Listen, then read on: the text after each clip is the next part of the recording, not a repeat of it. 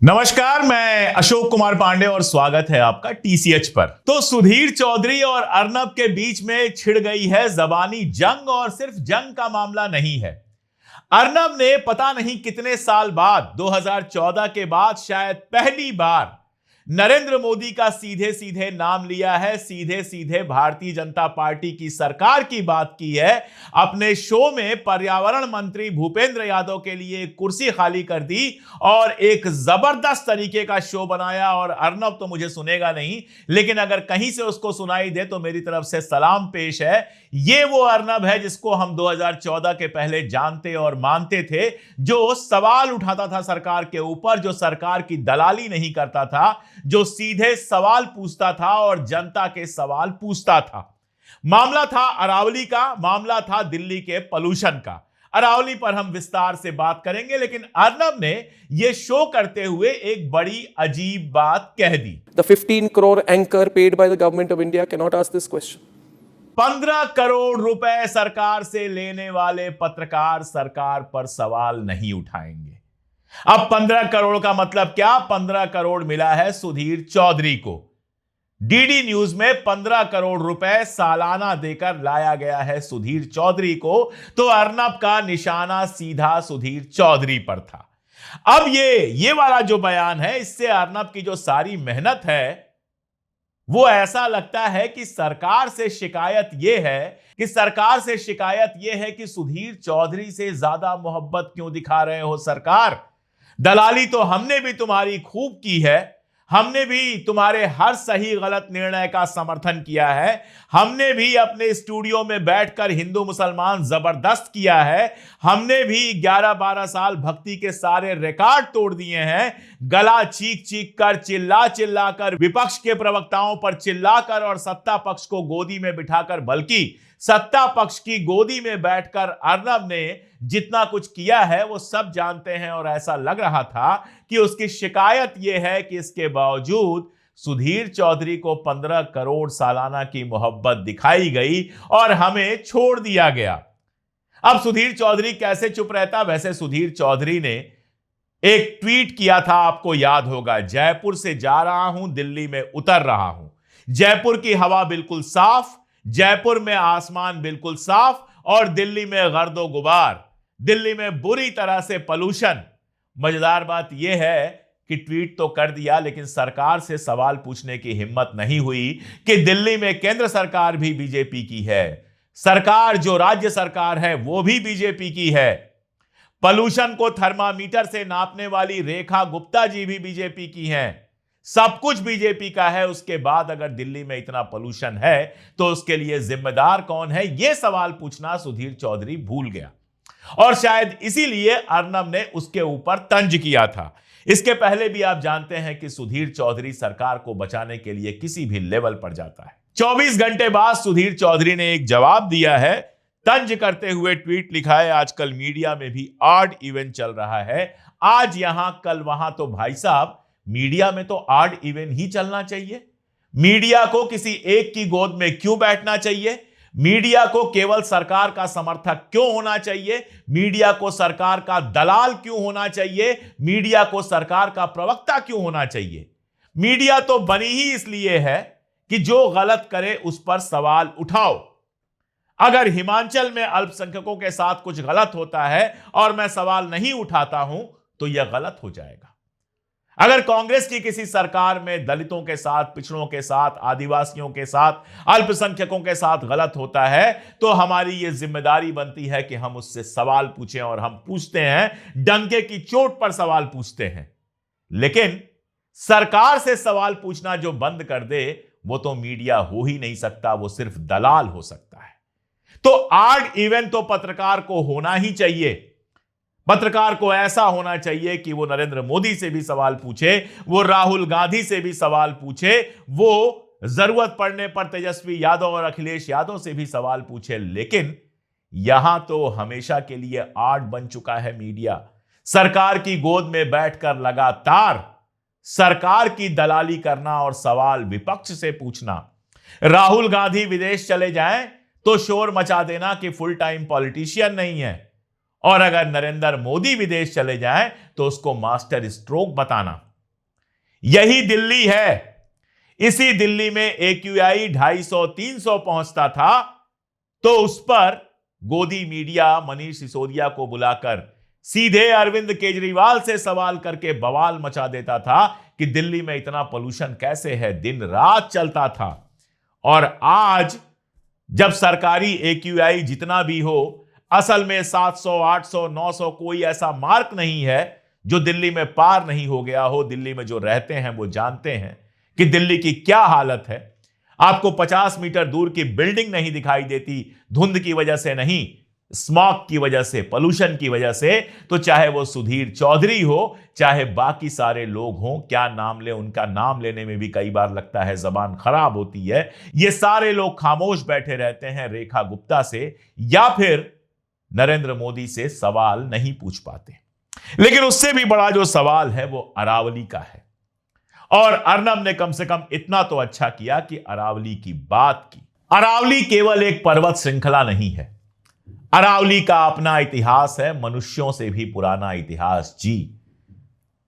अरावली इस धरती पर जब से धरती बनी है तब से है। एक पूरा ग्रीन बेल्ट, गुजरात से लेकर, राजस्थान से लेकर, हरियाणा से लेकर दिल्ली तक, एक पूरा ग्रीन बेल्ट जिसमें इतनी हरियाली है कि इन सब इलाकों का तापमान, इन सब इलाकों का आप कह सकते हैं पर्यावरण, सब कुछ मेंटेन करने की हैसियत है उसकी।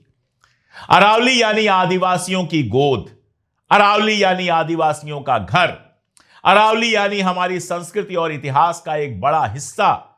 महाराणा प्रताप को क्या बिना अरावली के याद किया जा सकता है? यह अरावली के वही जंगल हैं जिनमें महाराणा प्रताप ने शरण ली थी, जहां के भीलों ने महाराणा प्रताप को शरण दी थी, जहां घास की रोटियां भीलों के साथ महाराणा प्रताप ने खाई थी। और यह तो एक ऐसा इतिहास है जो हम सब जानते हैं। ऐसा कितना ही इतिहास अरावली के अंदर छिपा हुआ है। अगर साइंस की बात करें तो अरावली की उम्र मानी जाती है 250 से 350 करोड़ वर्ष। करोड़ जी, 250 से 300 करोड़ साल पहले से अरावली इस धरती पर है, जबकि हिमालय की आयु तो सिर्फ 5 से 6 करोड़ वर्ष है। यानी हिमालय के पैदा होने से पहले से अरावली इस धरती पर है। और उस अरावली के लिए सुप्रीम कोर्ट आदेश देता है कि 100 मीटर से नीचे की जो पहाड़ियां होंगी उनको अरावली नहीं माना जाएगा। माननीय सुप्रीम कोर्ट के प्रति पूरे सम्मान के साथ मैं उनसे कहना चाहता हूं कि आदरणीय, हमारी और आपकी तो बात छोड़ दीजिए। जब इस दुनिया में सुप्रीम कोर्ट पैदा नहीं हुआ था, जब भारत क्या दुनिया में कोई देश नहीं बना था, जब धरती पर इंसान चल नहीं रहे थे, तब से अरावली है 250-300 करोड़ वर्ष से। और आप इस एक आदेश से पूरे अरावली को नष्ट भ्रष्ट कर देना चाहते हैं। और कौन चाहता है अरावली कटे? अरावली को काटने के लिए सबसे ज्यादा एक्टिव और परेशान कौन है? अडानी। अरे कितना पैसा चाहिए भाई? एयरपोर्ट ले लिए आपने, सारे रेलवे स्टेशन ले रहे हो, पोर्ट ले रहे हो, सारे सरकारी ठेके तुम्हारे पास हैं, सब कुछ तुम्हारे पास है। अब अरावली भी तुमको काटनी है, जहां पहले ही पानी का लेवल 1000 से 1500 फीट तक नीचे जा चुका है, लोग पानी के लिए परेशान हैं। वहां अरावली को काट के हमेशा के लिए पानी खत्म करना चाहते हो जमीन के नीचे से? चाहते हो कि वहां के लोगों को रोटी ना मिले? चाहते हो हमारा भविष्य पूरी तरह से नष्ट हो जाए? तुम तो जाकर अमेरिका में, यूरोप में, जाने कहां कहां बस जाओगे, यहां से पैसे कमाओगे, वहां पर अय्याशी करोगे, जैसे नीरव मोदी और विजय माल्या भागकर लंदन में अय्याशी कर रहे हैं। लेकिन यहां जो इंसान रहता है, जो अरावली की गोद में रहता है, जो आदिवासी अरावली में है, जो लोग गुजरात में, राजस्थान में, हरियाणा में हैं, उनका और उनके बच्चों का जीवन, और सिर्फ उनका नहीं, पूरे देश के आने वाली पीढ़ियों का जीवन हमेशा के लिए नष्ट करने की साजिश है, अरावली को काटने की।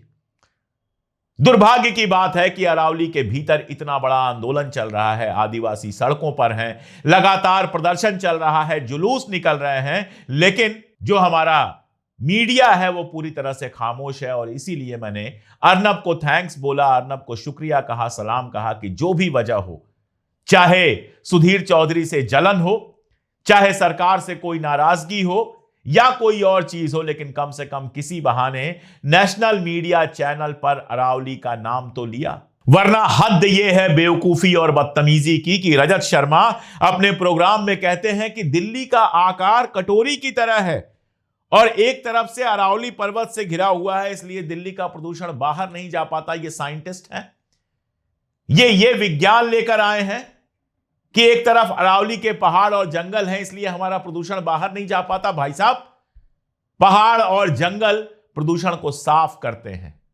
जाइए जहां पर पहाड़ और जंगल है और आप लोग जाते हैं, वहीं जाते हैं अय्याशी करने और मजे करने के लिए, वहीं से अपने फोटो पोस्ट करते हैं, क्योंकि वहां पोल्यूशन नहीं होता है, क्योंकि पेड़ कार्बन डाइऑक्साइड छीनकर खींचकर ऑक्सीजन देते हैं, क्योंकि पेड़ छाया देते हैं, क्योंकि पेड़ जिंदगी देते हैं, क्योंकि पेड़ों की वजह से बादल से बारिश होती है।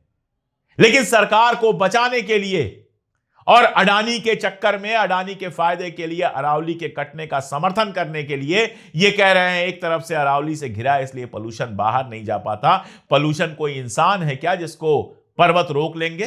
पोल्यूशन यहां पर इसलिए होता है क्योंकि अंधाधुंध गाड़ियां चल रही हैं, क्योंकि फैक्ट्रियों पर कोई रोक नहीं लगाई जाती है, क्योंकि कभी भी ट्रांसपोर्ट को, किसी भी तरह से पब्लिक ट्रांसपोर्ट को ज्यादा से ज्यादा लोगों तक पहुंचाने की कोशिश नहीं की जाती है, क्योंकि यमुना को हमने तबाहो बर्बाद कर दिया। आप यूरोप जाते हैं, हर शहर में एक छोटी सी नदी होती है, कहीं बैक वाटर होता है, कहीं कुछ होता है, और जाकर देखिए अपनी नदी की वो पूजा नहीं करते, लेकिन नदी से प्यार करते हैं। एक तिनका उस नदी में आपको दिखाई नहीं देगा। आप जाइए वहां देखिए कैसे अपने जंगलों को बचाते हैं। इंडस्ट्रियलाइजेशन आपसे कम नहीं हुआ है, आपसे ज्यादा हुआ है। मैं इस बार नॉर्डिक कंट्रीज में गया हुआ था। आप अगर फिनलैंड जाएंगे और वहां की राजधानी हेलसिंकी में आपका जहाज उतरेगा तो आपको ऐसा लगेगा जंगलों के बीच से उतर रहा है। राजधानी के अंदर इतने शानदार जंगल हैं और उन जंगलों को बाकायदा बचाया जाता है, उनका पोषण किया जाता है, इसलिए वहां पोल्यूशन नहीं दिखता। आप नॉर्वे जाएंगे, वहां के जंगल, वहां के पहाड़, वहां के फ्योर, वहां की नदियां किस तरह से संभाल के सफाई से रखी गई हैं, देखकर दिल खुश हो जाता है। वो नदियों की पूजा नहीं करते, नदियों के नाम पर दंगे नहीं करते, लेकिन अपनी नदियों से प्यार करते हैं, इसलिए पोल्यूशन वहां पर नहीं होता है। कहीं चले जाइए, लंदन में थेम्स को आप देख लीजिए, देखिए वो उससे कितना प्यार करते हैं। लेकिन हमारे यहां हम नदियों की पूजा करते हैं, लेकिन नदियों में गंदगी फैलाते हैं। हम पेड़ों को काटते हैं, जंगलों को काटते हैं और अपनी ही जिंदगी तबाह करते हैं। और अब तो वहां तक चीजें जा चुकी हैं जहां पर अरावली की पूरी पर्वत श्रृंखला को काटने की बात हो रही है। यह एक बड़ा मुद्दा है। हिंदू, मुसलमान और दुनिया भर की चीजें होती रहती हैं, वीडियो वायरल होते रहते हैं। मुझे नहीं पता कि यह वीडियो कितना चलेगा, कितना नहीं चलेगा, मुझे इससे कोई खास फर्क भी नहीं पड़ता है। लेकिन सेव अरावली का जो कैंपेन चल रहा है, मैं अशोक कुमार पांडे, टीसीएच की अपनी पूरी टीम की तरफ से उस सेव अरावली के कैंपेन में अपनी भागीदारी की घोषणा करता हूं। मैं कहता हूं कि जंगल को बचाने के लिए जो कुछ करना पड़ेगा वो करना चाहिए। मैं माननीय सर्वोच्च न्यायालय से अपने निर्णय पर पुनर्विचार करने की बात करता हूं। मैं कहता हूं कि 250 से लेकर 300 करोड़ साल पुराने जंगलों को कोर्ट के आदेश पर काटा जाना या पहाड़ियों को कोर्ट के आदेश पर काटा जाना प्रकृति के साथ बलात्कार है। ये नहीं होना चाहिए। लोगों की जिंदगियां खतरे में नहीं पड़नी चाहिए। इसलिए चाहे अर्नब उसकी आवाज उठाए, चाहे भारतीय जनता पार्टी के भीतर से कोई उसकी आवाज उठाए, मैं उस हर आवाज में शामिल हूं जो अरावली को बचाने के लिए है, और मैं उस हर आवाज के खिलाफ हूं जो अरावली को काटने के लिए। मैं विपक्षी दलों से भी ये आग्रह करना चाहता हूं कि आप भले इस इलाके के ना हो, भले इससे आपको वोट ना मिलता हो, लेकिन पूरा इंडिया गठबंधन और उसके बाहर के विपक्ष के दलों को भी, जनता जो सड़क पर इस समय आई है अरावली को बचाने के लिए, उनके साथ खड़ा होना चाहिए, उनकी आवाज में आवाज मिलाना चाहिए। संसद से लेकर सड़क तक अरावली पर बात होनी चाहिए और सेव अरावली का नारा इस देश में घर घर तक पहुंचना चाहिए। मेरी आवाज जहां तक जाएगी वहां तक मैं पहुंचाने की कोशिश करूंगा। और इसीलिए कह रहा हूं कि आज जो अर्नब ने कहा है, तमाम पुरानी चीजों के बावजूद मैं उस बात के लिए अर्नब को सलाम पेश करता हूं। नेशनल टीवी पर बैठकर कम से कम उसने अरावली की आवाज तो उठाई है। आज के लिए इतना ही, बहुत शुक्रिया।